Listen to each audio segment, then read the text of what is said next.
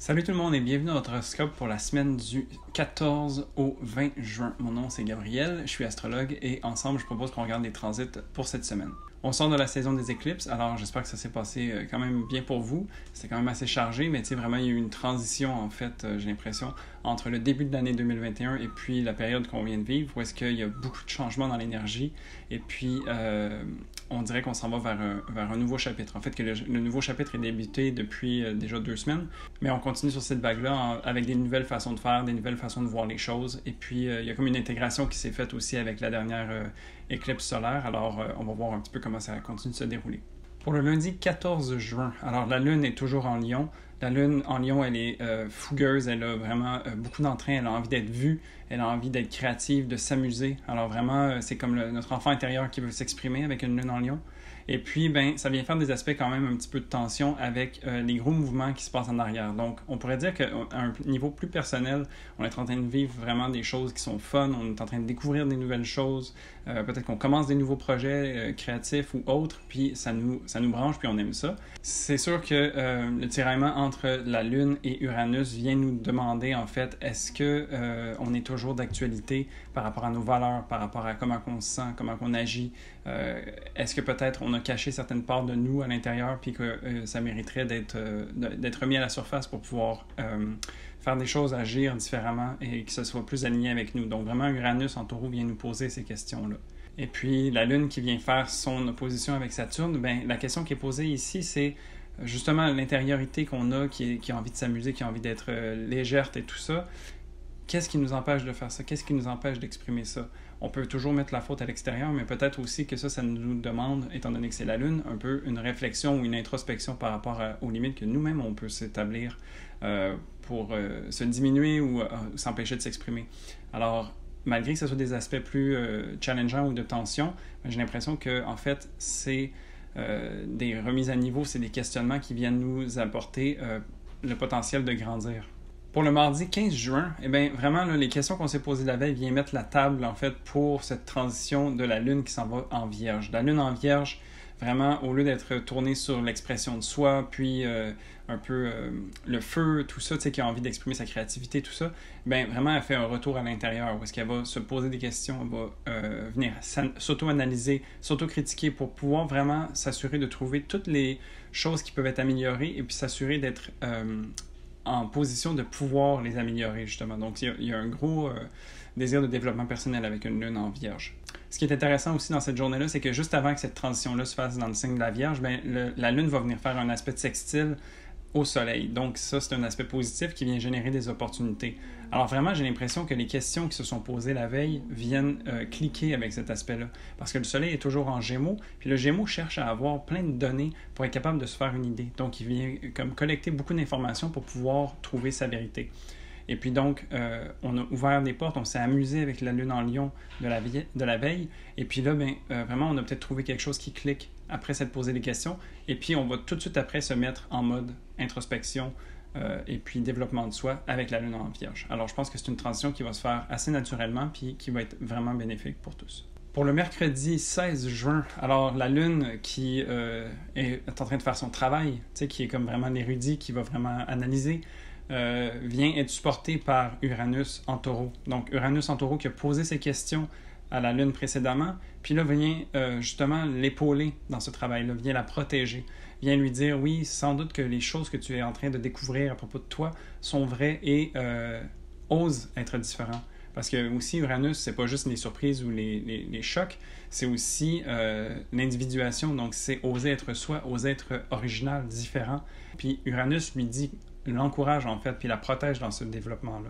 Pour le jeudi 17 mai, alors là, cette journée-ci est un petit peu plus challengeante parce qu'elle vient encore poser des questions, un petit peu moins en fond que ce qu'on a vu au début de la semaine, mais vraiment plus des questions d'actualité. Donc, la Lune vient faire un carré avec Mercure, alors c'est la façon qu'on s'exprime. Mercure, c'est la communication, l'échange avec les autres. Et puis, on est en Gémeaux en ce moment, dans la saison du Gémeaux. Alors, il y a beaucoup de ces échanges-là, il y a beaucoup d'informations à prendre en compte, etc. Et donc, c'est comme si on avait un petit peu la tête qui tournait peut-être. Où est-ce qu'on est comme mélangé par rapport à comment on se sent à l'intérieur de soi, étant donné qu'on est tellement en train de peut-être sortir de sa zone de confort qu'on est en train d'agir un petit peu à tâtons ou à l'aveugle. Alors vraiment, c'est de s'assurer de ne pas trop se replier sur soi. Tu sais, comme le signe de la Vierge peut vraiment être trop dans les détails, puis trop dans l'analyse, et donc ne fait rien nécessairement.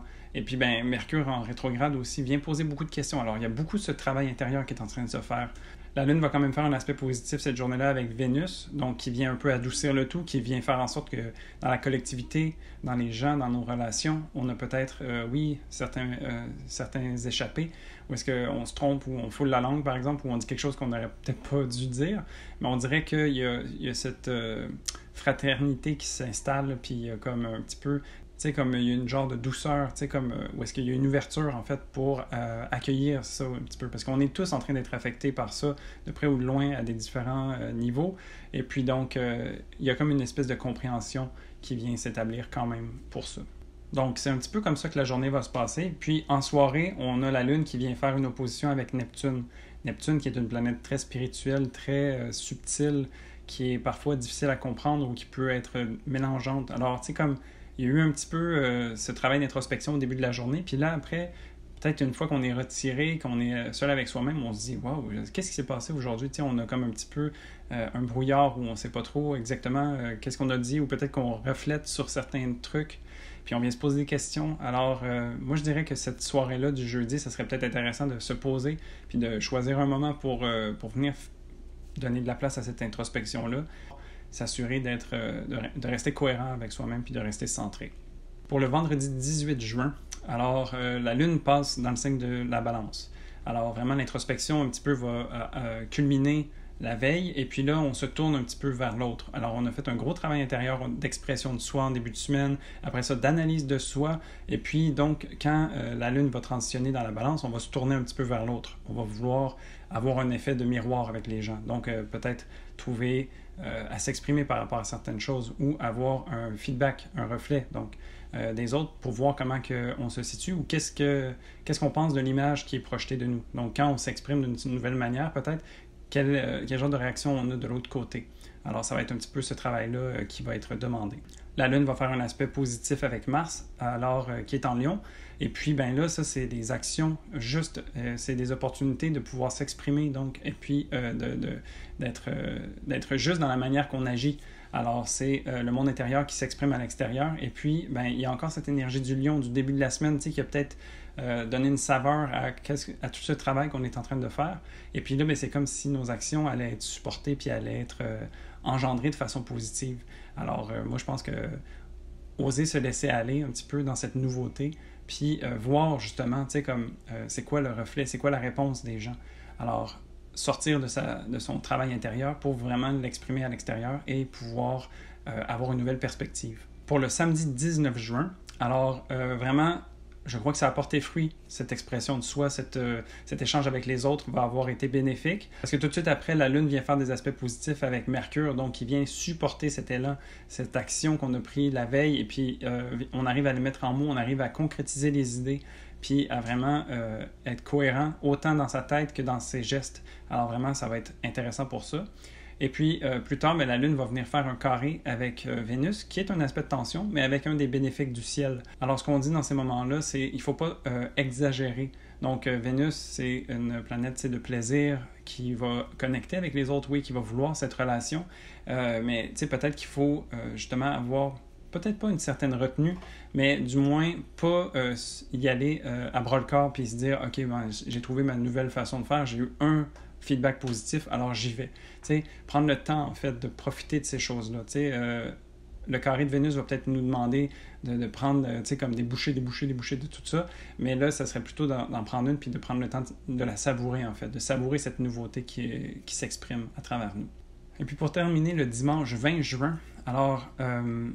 juste avant qu'il y ait des gros changements, la Lune va venir faire un trigone, donc un aspect positif, avec le Soleil. Alors vraiment, c'est la culmination de cette semaine qui a été quand même un beau chemin, je trouve, où est-ce que vraiment on termine sur une espèce d'accord entre le monde intérieur et qu'est-ce qu'on rayonne à l'extérieur.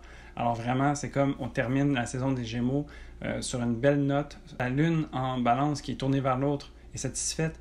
Le Soleil en Gémeaux vient terminer sa route dans tout ce signe-là, puis toute la saison des éclipses qu'on a vécu. Alors vraiment, tourner vers l'autre aussi, tourner vers l'échange, puis cette espèce de bourdonnement qu'on n'arrête pas de parler depuis quelque temps. Et puis donc, vraiment, ça vient se concrétiser ensemble, puis d'être vraiment intéressant de voir ça, puis de contempler ça, de profiter. Ensuite de ça, on a quand même des mouvements importants. Donc, on a Jupiter qui va stationner rétrograde. Alors, donc, Jupiter qui avance dans le signe du Poisson depuis déjà un moment, va venir commencer à s'arrêter pour tranquillement retourner sur ses pas et puis tranquillement refaire le chemin inverse pour retourner en Verseau jusqu'à la fin de l'année. Alors, donc, un moment d'introspection un petit peu, un moment de juste voir comment ça s'est passé depuis la mi-mai environ jusqu'à maintenant pour nous, qu'est-ce qu'on a découvert de nouveau, qu'est-ce qui s'ouvre à nous, à quoi est-ce qu'on a goûté, et puis donc vraiment refléter sur ces choses-là qui ont été bénéfiques, qui ont fait du bien, puis vraiment peut-être prendre des notes là-dessus pour savoir que à l'année 2022, quand on va commencer l'année en janvier, ben ces choses-là vont ressortir puis vont venir s'exprimer encore plus fort.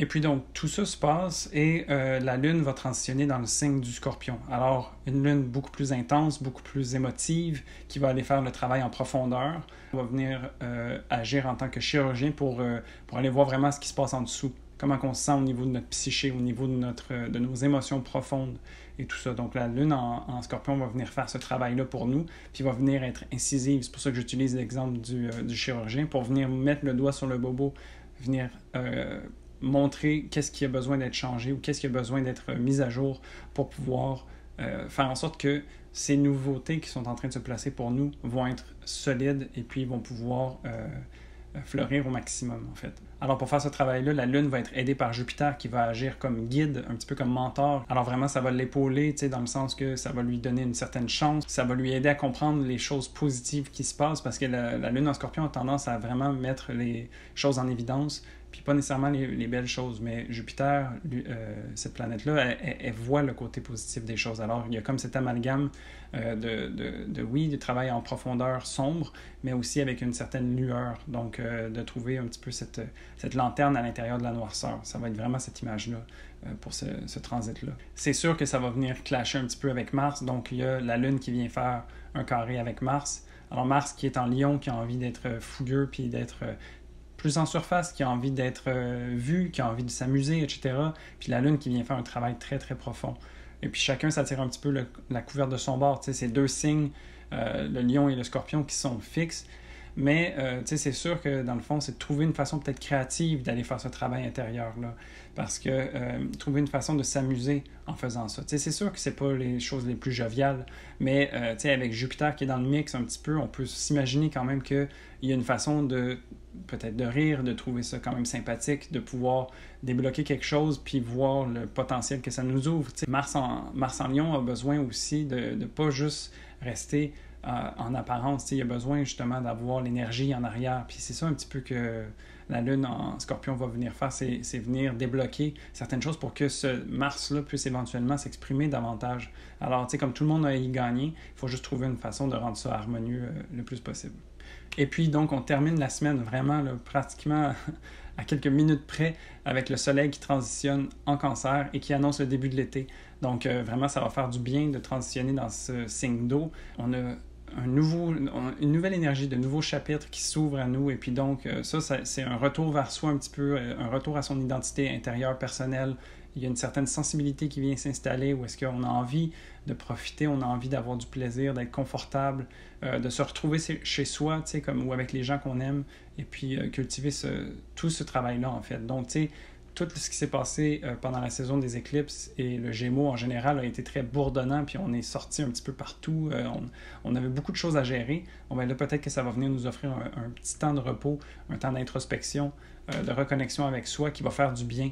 Et puis, vraiment, avec les transits qui se passent aussi, je trouve que ça va venir ouvrir vers quelque chose de très bénéfique pour nous tous, puis ça va faire du bien. Alors voilà, j'espère que tu as aimé cet horoscope. Si c'est le cas, tu peux mettre un pouce ou t'inscrire à la chaîne. Aussi, n'hésite pas à m'écrire en commentaire comment tu as vécu cette semaine-là ou comment tu anticipes de la vivre. Ça me fait toujours plaisir d'échanger avec vous. Et puis sur ce, moi je vous dis à la semaine prochaine pour un prochain horoscope. Salut!